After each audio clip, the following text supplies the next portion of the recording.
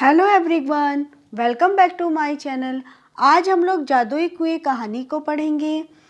प्रस्तुत कहानी बुद्धि चातुर्य के लिए प्रसिद्ध तेनालीराम एवं राजा कृष्णदेव राय की है। कहानी में बुद्धि बल के द्वारा बहुत ही रोचक ढंग से एक बड़ी समस्या का समाधान किया गया है। तो कहानी को आप ध्यानपूर्वक सुनिए। एक बार राजा कृष्णदेव राय ने अपनी मंत्री को राज्य में अनेक कुएं बनाने का आदेश दिया। गर्मियां पास आ रही थी, इसलिए राजा चाहते थे कि कुएं शीघ्र तैयार हो जाएं ताकि लोगों को गर्मियों में थोड़ी राहत मिल सके। मंत्री ने इस कार्य के लिए शाही कोष से बहुत सा धन लिया।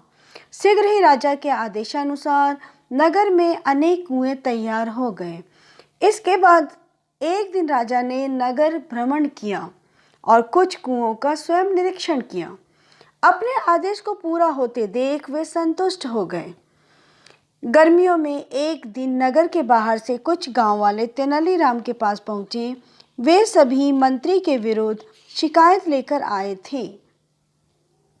तेनालीराम ने उनकी शिकायत सुनी और उन्हें न्याय प्राप्त करने का रास्ता बताया। तेनालीराम अगले दिन राजा से मिले और बोले, महाराज, मुझे विजयनगर में कुछ चोरों के होने की सूचना मिली है। वे हमारे कुएं चुरा रहे हैं। इस पर राजा बोले, क्या बात करते हो तेनाली, कोई चोर कुएं को कैसे चुरा सकता है? महाराज, यह बात आश्चर्यजनक जरूर है, परंतु सच है। वे चोर अब तक कई कुएं चुरा चुके हैं। तेनालीराम ने बहुत ही भोलेपन से कहा। उसकी बात को सुनकर दरबार में उपस्थित सभी दरबारी हंसने लगे। महाराज ने कहा, तेनालीराम, तुम्हारी तबीयत तो ठीक है? आज कैसी बहकी बहकी बातें कर रहे हो? तुम्हारी बातों पर कोई भी व्यक्ति विश्वास नहीं कर सकता। महाराज, मैं जानता था कि आप मेरी बात पर विश्वास नहीं करेंगे, इसलिए मैं कुछ गांव वालों को साथ लाया हूँ। वे सभी बाहर खड़े हैं। यदि आपको मुझ पर विश्वास नहीं है तो आप उन्हें दरबार में बुलाकर पूछ लीजिए।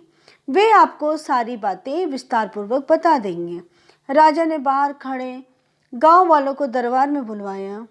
एक गांव वाला बोला, महाराज, मंत्री द्वारा बनाए गए सभी कुएं समाप्त हो गए हैं।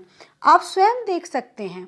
राजा ने उसकी बात मान ली और मंत्री तेनालीराम कुछ दरबारियों तथा गांव वालों के साथ कुओं का निरीक्षण करने के लिए चल दिए।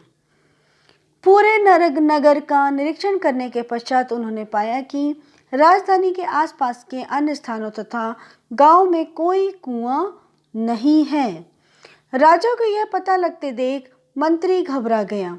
वास्तव में उसने कुछ कुओं को ही बनाने का आदेश दिया था। बचा हुआ धन उसने अपनी सुख सुविधाओं पर व्यय कर दिया। व्यय मीन्स खर्च कर दिया। अब तक राजा भी तेनालीराम की बात का अर्थ समझ चुके थे। वे मंत्री पर क्रोधित होने लगे। तभी तेनालीराम में बीच में बोल पड़ा, महाराज, इसमें इनका कोई दोष नहीं है। वास्तव में वे जादुई कुएं थे जो बनने के कुछ दिन बाद ही हवा में समाप्त हो गए। अपनी बात समाप्त कर तेनालीराम मंत्री की ओर देखने लगे। मंत्री ने अपना सिर शर्म से झुका दिया। राजा ने मंत्री को बहुत डांटा तथा उसे 100 और कुएं बनवाने का आदेश दिया। इस कार्य की सारी जिम्मेदारी अब तेनालीराम को सौंप दी गई।